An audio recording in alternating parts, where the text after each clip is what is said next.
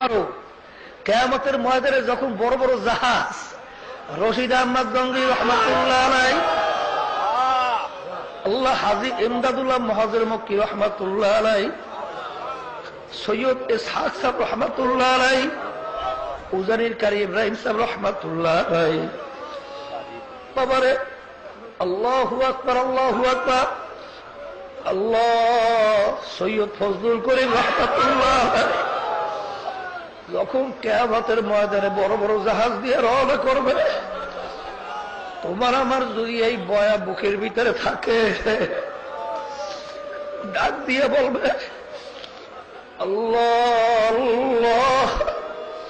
ওদেরকে বলছিলাম কথা ছাড়ে না, আমাদের কথা যদি ঔষধ ব্যবহার করছে। মাবুদের দরবার বলবে মাবুদ গো, ওরা মূর্খ, ওরা কিছু বোঝে নাই, যা বলছি ছাড়ে নাই।